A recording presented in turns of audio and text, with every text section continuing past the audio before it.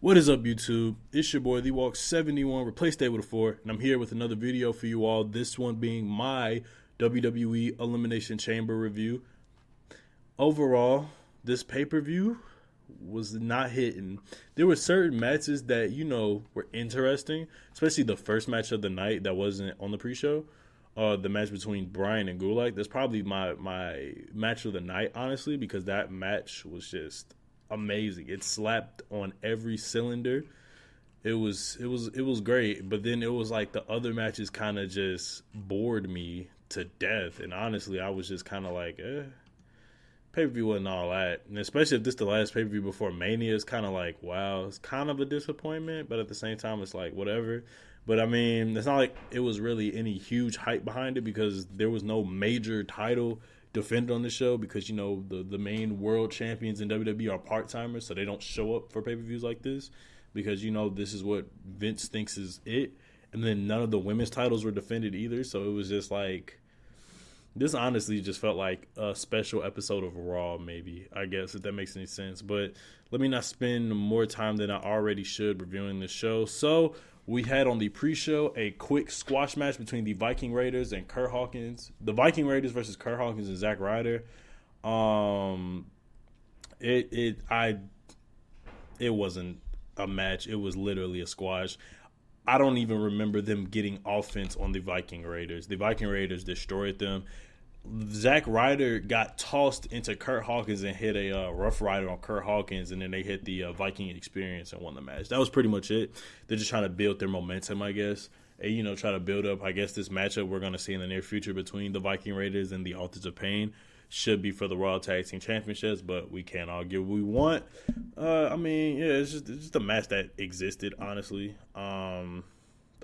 It's not much to write home about, honestly. It was pretty much a squash match. It served its purpose. It made the Viking Raiders look stronger than they already were, so that's cool. So anyways, we opened up the pay-per-view with the technical classic between Daniel Bryan and Drew Gulag. The match slapped on all cylinders, like I said. Drew Gulag got the hometown reaction. Really good match. It started off with them switching holds on each other. There was one part where they both had each other in like heel hooks and they just started kicking each other in the face. I thought that was pretty interesting. Gulag, this was probably like a breakout performance for Gulag. Daniel Bryan does his Daniel Bryan stuff. He's going to get the crowd lit no matter what because of the yes chants and because the fans just love Daniel Bryan. Gulag showed out in this match. They pretty much tried to do an angle where Drew Gulag was hitting Bryan with like this one spinning neck breaker. And then I think he did like a German suplex or something. And it pretty much was setting up the story that Gulag was working on Bryan's neck. And Bryan was trying to make it look as believable as possible. It was a lot of scary moments in this match for Bryan. Because, he's already been through all of his health issues with the neck injuries. The brain injuries that like put him in retirement for like 2 years before he came back in 2018. So they were pretty much teasing that a lot, and it was interesting. Gulag did like this one German suplex, and he released Bryan so far, and I think Bryan tried to release himself so far that he landed on the top of his head. Can't be doing that. Then there was another spot in the match I thought was pretty cool between Gulag and Bryan where Gulag did a reverse suplex off the top rope for a near fall and tried to transition it into a gulag. But Bryan ended up reversing the gulag because he let go of it and tried to do something else. Like, he put him in the gulag and he was like, Bryan was kind of getting out of it. So then he started doing, punching him, uppercutting him in the neck so he can really get the hold connected. But then Bryan outsmarted him because that's kind of the story of the match the story of this feud pretty much is that Gulag sees Bryan and he sees holes in his, submission technical wrestling skills because that's Drew Gulag's gimmick. So Bryan ended up outsmarting Gulag and he reversed it into the yes lock or the label lock. And instead of making Gulag tap out, they just had him pass out, which is even better because it makes Gulag look strong because he didn't give up. He just passed out and the referee called for the match. Bryan actually gave respect to Gulag, and then they did like some backstage interviews on I think like YouTube and Twitter that they usually do. And Bryan pretty much put over Gulag and said this is the first match that kind of made him feel alive. And I know this is a type of match that I'm pretty sure Bryan would want to wrestle instead of matches that he's been wrestling. I'm pretty sure this is like the type of matches he wants on a daily basis because the match was great. It was a really good match. So after that, we ended up getting the United States Championship match between Andrade versus Humberto Carrillo. Now, this is like their, 60th match? These two have been wrestling since, December, I think? Yeah, I think they've been beefing since December, because I remember they was on the pre-show of TLC, and they were on the pre-show of the Royal Rumble. And now they didn't wrestle at the Saudi show, but they've been beefing, and then, Andrade got popped for the wellness policy, so he was out for 30 days. So they're continuing the rivalry because Humberto hit the DDT on the concrete, which took him out. So we end up getting this match for the U.S. title once again. The match was cool. It's just it's hard for me to get into it when I've seen this match so many times on WWE TV. And that's the problem with WWE's product, especially on the main roster, is that they do matches that we've seen so many times that it's not even worth getting invested into. This is a feud that you can get behind if WWE didn't, have these matches, every week on Monday Night Raw, and then try to do this 50-50 booking where one person wins one week, the other person wins the next week, then they have a match on the pay-per-view, and then boom, nobody gets over really, because it's just what was that? So it was kind of hard for me to get into it. The match started off with Andrade going for his back elbow, trying to get a quick victory. It didn't work. He was pretty much pummeling Carrillo. Carrillo eventually turned the momentum in his favor. He hit this one cool little move where he jumps off of the top rope and then goes for a headbutt for a near fall. I thought that was pretty cool. We get towards the end of the match. Carrillo misses. He tries to go for his moonsault for the win. It didn't work. Andrade went for the double knees for a near fall. That didn't work. They even tried to tease a spot with somebody getting slammed on the concrete, but Andrade ended up getting slammed back first onto the mat.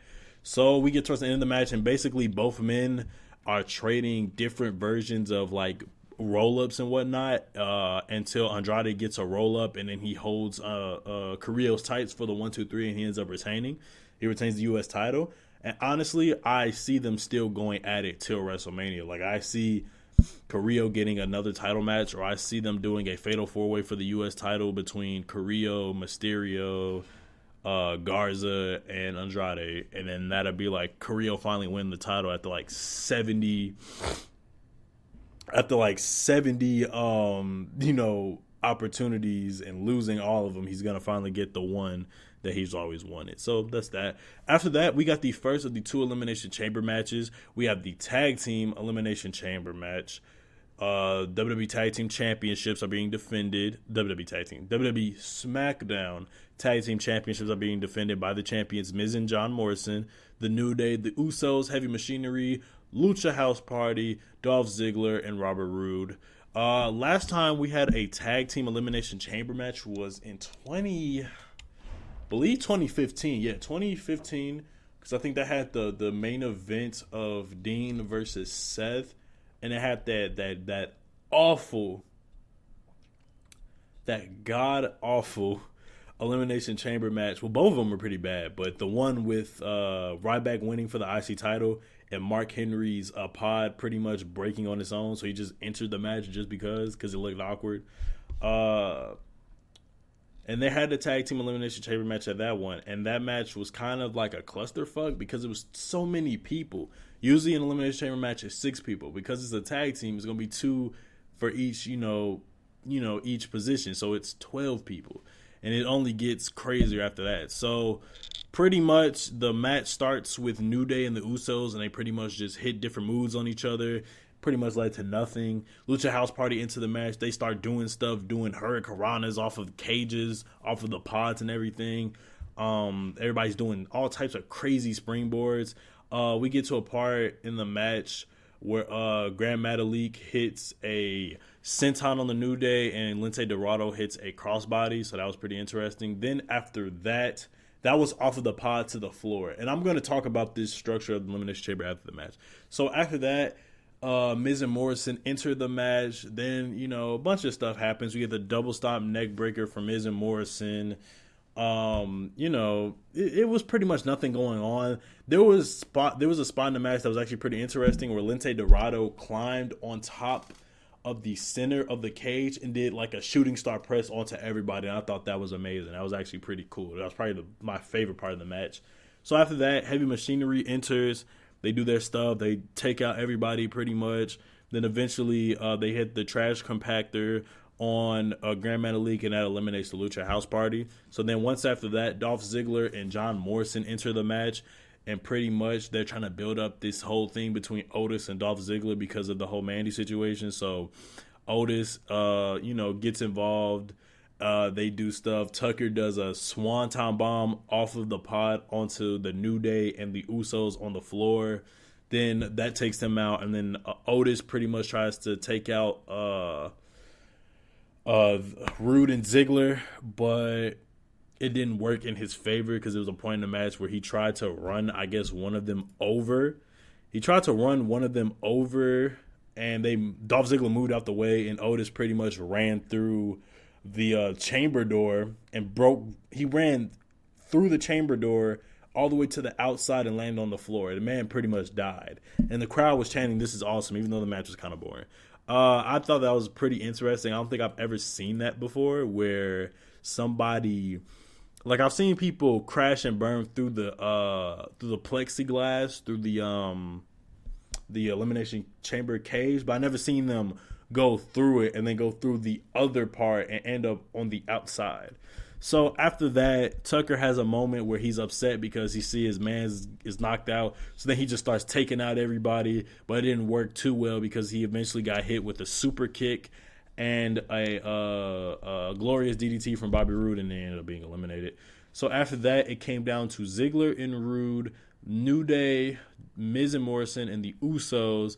But eventually, Ziggler and Roode were eliminated after Kofi and Big E hit their finishers on them, and the Usos hit like a double splash off of both of the cages, I think. Was that when they did it? Yeah, so they both hit Uso splashes and they eliminated Roode and Ziggler. So it came down to the three teams. Those three teams. Pretty much just turned into all of them jumping Miz and Morrison. And when it looked like they were going to team together, the New Day and the Usos start going at it. But then eventually the New Day got eliminated from Miz and Morrison off of something, and they won because Kofi tried to go for a leap off the pod and he missed, so they pinned him. New Day got kicked out. So it came down to Miz and Morrison. For the Miz and Morrison and the Usos were the final two people in the Elimination Chamber tag team match. Pretty much came down to them hitting moves on each other. We saw one part where the Miz hit a skull-crushing finale, tried to go for the pin. Uso kicked out of it. He ended up transitioning it into a figure four. Leg lock. Then John Morrison proceeded to hit a Starship Pain on which one was it? Was it Jay? Yeah, it was on Jimmy. So he ends up hitting a Starship Pain on Jimmy, but then Jay broke it up for a near two fall count. Then after that, they hit super kicks on both Miz and Morrison. They tried it, but Miz and Morrison end up winning with a roll up pin of some sort, and they end up retaining the titles. So there's that. I'm pretty sure at Mania we'll get like a triple threat match between the Miz, Morrison, the Usos, and New Day. It's pretty much how it works in WWE. So yeah. Anyways, after that, we end up getting AJ Styles versus Alistair Black. No disqualification match. They've been setting this match up since Monday Night Raw.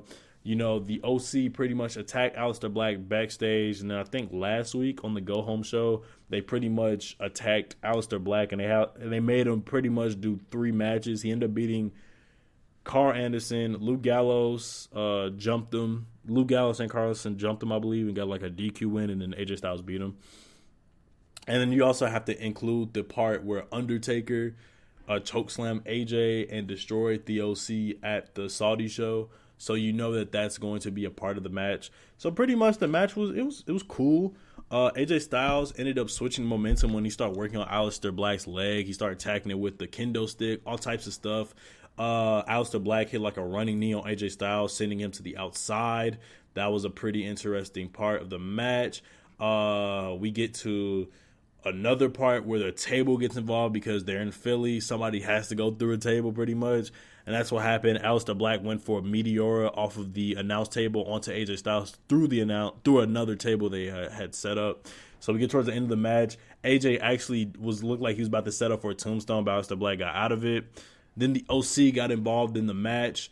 And then you hear the lights go off, you hear a gong, and you already know what that means. So once the lights come back on, The Undertaker is there. He's choking both Gallows and Anderson. He lets them go. AJ Styles tries to go for a phenomenal forearm, but Taker catches him, hits him with a choke slam, and then Alistair Black picks him back up and hits him with the Black Mass. 1, 2, 3. Alistair Black beats AJ Styles, which is a big victory for Alistair Black because he beat a former WWE champion. And I'm pretty sure that's going to lead to something for Alistair Black. I don't know. Maybe at Mania we might, if WWE wants to actually be creative, we could get a match between Alistair Black and Andrade for the U.S. title. That would be much more interesting, I think. But yeah, that's just something that WWE could do. It's a pretty good match for the most part. I mean, I was in and out of it just because I was kind of bored of the pay-per-view itself. But the match wasn't bad. Like, from everything I saw, it was pretty cool. Like, they did everything. AJ hit a calf crusher trying to work on Black's leg, and Black was selling it. But it's cool. I like that they also are setting up for AJ and Taker's match at Mania, so that should be pretty fun to pay attention to and everything. So after that, we end up getting the Raw Tag Team Championship match between the Street Profits versus Seth Rollins and Murphy. Now, this is a rematch because on the Go-Home show of Raw, the Street Profits ended up beating Rollins and Murphy for the tag team title, so they're invoking their rematch clause. So we get to the match itself. It was pretty much, it was a good match, but the crowd was just kind of dead. Like, the crowd was not fucking with this match. There was a lot of back and forth between the teams. You had AOP get involved before the Viking Raiders ended up taking them out. Then Kevin Owens got involved. He came through the crowd eating like popcorn and whatnot. There was actually one cool spot I liked where Montez Ford tried to go for some type of springboard move, and Murphy and Rollins just hit him with a double super kick for a near fall. I like the match. So I like the match as a whole. It was pretty cool. It's just like the crowd was just dead. So we get towards the end of the match. Kevin Owens gets involved. Like I said, he's eating popcorn. Rollins is looking at Owens. Owens throws a popcorn at Rollins, and then Angelo Dawkins just obliterates. When I say obliterates, he obliterates Seth Rollins with like a shoulder tackle, sending him like face first into the barricade. I was like, oh my God, he killed that man. Then after that, Buddy Murphy was in the ring. Street Profits go for their finisher, which was the power bomb into the frog splash. So the 1, 2, 3, they retain the titles. Kevin Owens gets involved. Then after the match, Kevin Owens stuns Rollins, and Rollins actually sells it pretty OD. Does like a whole almost fucking backflip. He got hit with the stunner. He almost did like a whole backflip. It was a pretty fun match. I'll say go back and watch this if there's matches you do want to watch on this show, which is not much. So I say watch this and then the Daniel Bryan and Gulag match. After that, we got another title match. Braun Strowman, who is the Intercontinental Champion, versus Sami Zayn, Cesaro, and Shinsuke Nakamura in a 3-on-1 handicap match for the WWE Intercontinental Championship. To tell you I cared about this match is an understatement. I really didn't care. We get towards the end of the match. Braun Strowman gets overpowered. He tries to Cesaro's in the corner. He tries to do some running attack, ends up going shoulder first into the ring post. Nakamura hits a running knee on the ring post. Then they set up for a double suplex, and Sami Zayn hits a haluva kick during the double suplex. 1, 2, 3. Sami Zayn ends up winning the WWE Intercontinental Championship. How do I feel about it? I mean, I'm happy. On one side, I'm happy to see Sami Zayn finally win a singles title on the main roster. I feel like this was long overdue. Like, there's been perfect times where he could have beat Kevin Owens for that Intercontinental Championship. That match they had, what pay-per-view was it? Was it Battleground? I think it was. Sami Zayn could have won the damn title that pay-per-view. Did he even win that? I don't even remember if he won that match. Did he? That's a good question. I don't even remember if Sami Zayn... No, that was after WrestleMania. They just had a regular match. It wasn't even for the title. But Sami Zayn ended up beating Kevin Owens at Battleground. But Kevin Owens wasn't champion at that time. The Miz was champion. My mistake. So I'm happy to see Sami Zayn finally be Intercontinental Champion. I'm finally happy to see people stop fucking crying and complaining that Sami Zayn is not being used. It's just also the fact that Sami Zayn doesn't really have a character. At points, he's kind of boring. He has the personality of a brick at points. But, hey, we could see what happens with this alliance between Cesaro, Shinsuke, and Sami Zayn, especially now that Zayn is the champion. This might end up leading to either a fatal four-way at Mania or just a one-on-one match between Braun and Sami Zayn, which would be interesting, I guess. It's something, so there you go. So, we end up getting to the main event of the pay-per-view, the Women's Elimination Chamber match. The winner of this match gets a shot at the WWE Raw Women's Championship at WrestleMania. The competitors consisted of Natalya, Liv Morgan, Shayna Baszler, Asuka, Ruby Riott, and Sarah Logan. The match started off with Ruby Riott and Natalya. They did stuff for the most part. Then Sarah Logan got involved in the match. She did like a crossbody off of the pod and landed on both girls and looked like she killed them. So then after that, pretty much that's when the match went from being an Elimination Chamber match to Shayna Baszler killing everybody, which is perfect because it's perfect for her character. It's perfect because she's a heel. People actually hate her, so it just works perfectly fine. So once Shayna Baszler got involved, she pretty much knocked everybody out. She choked out Logan. Logan passed out. She choked out Ruby Riott. Ruby Riott tapped out. Then Natalya, she threw Natalya into the pod, closed the door on Natalya like 50 times. She killed Natalya. Then she put her in a careful clutch, and Natalya tapped out. So it really came down to two women, Liv Morgan and Asuka. And pretty much Shayna Baszler did that within all of like 5 minutes. So there was like time between when she eliminated everybody to when Liv Morgan came out. Once Liv Morgan came out, she tried to fight back, but it didn't work. She got hit with a power bomb, and then Shayna Baszler was just tossing her between the cage and I think the ring post, was it? It was between the cage. Yeah, she just kept slamming her into the cage in the fucking Elimination Chamber. She was literally trying to kill this woman. Then she ended up choking her out. So then once that happened, Asuka got into the match. They pretty much had like a little showdown between them two. Shayna was trying to go for stuff. But then Asuka was trying to reverse it, but it ended up leading into Asuka getting put in a careful clutch, and she slowly faded away. The referee called for the bell. Shayna Baszler won the Elimination Chamber match. It's now official that she's going to face Becky for the Raw Women's Championship at WrestleMania. She celebrated. Becky was looking on the TV screen backstage, so the match is officially official. How do I feel about the match? I thought the match was cool. It established Shayna as a dominant heel, which is what she was in NXT, so I'm glad that she's still that way in WWE. I'm fine with it because it just shows that she's dominant, and she has to look like an unstoppable force if she's going to go against Becky. So I'm totally fine with it. So yeah, that was Elimination Chamber. That was the pay-per-view. What score I would give this show? I'd probably give it like a 6 out of 10. I wouldn't say it was bad. It was just boring. At times, it was very boring at times, and then it got to a point where it was just running forever. It felt like it was running forever, and it was only like 9 o'clock, and the pay-per-view started at 6, and I felt like I was watching this pay-per-view for like a million hours at a time. So yeah, the show was cool, I guess. Like the Bryan and Gulag match was fun to watch. The Street Profits match was fun, but that's about it. Those are the only matches I really enjoyed. The Elimination Chamber tag team match had its moments, but I really wouldn't even have said it was a good match. It just had its moments. In between, the match was like just boring. But yeah, overall the pay-per-view was mid, like every WWE pay-per-view. I guess the next set of events I guess I got reviewed would be NXT TakeOver Tampa and then WrestleMania. I was supposed to do AEW Revolution, and I really wanted to do the review, but I never even finished watching the pay-per-view because the timing of everything was just bad, because that was like the weekend before my spring break started, and I had to drive all the way back home from Nashville, and that was on a Saturday, so I got home like around 4 or 5, and everybody knows when you get home, you want to see everybody that's at home. So I saw some of my homies, saw my grandparents, my dad, my mom. I saw everybody. So like that was like a bad time. And then the next day I didn't really get a chance to watch the pay-per-view. Then Monday came. I really wasn't in the house that much, so I couldn't really watch the pay-per-view then. Tuesday I was busy. And then by Wednesday, I was like, it's no point of me even doing a review because the episode of Dynamite came out. I guess I could just do... I never even finished the pay-per-view, but so far, I enjoy... From what I've saw on Twitter and what I did see, pay-per-view was overall, it seemed like a really good show. I thought the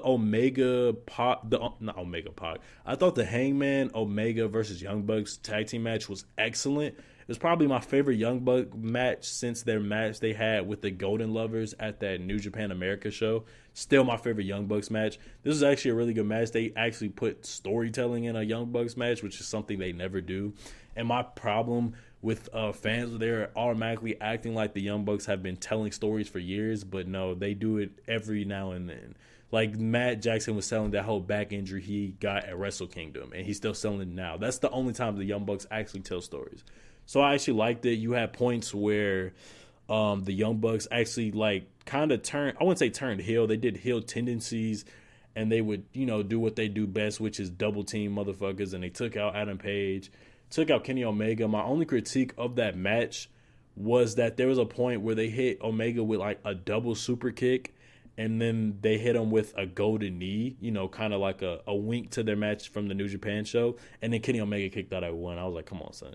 Then they did like kick out of finishers, and then ended up ending with Hangman Page hitting the, what is Omega's finisher called? Fuck. The One Wing Angel on, I believe, Nick Jackson or Matt Jackson, one of the two.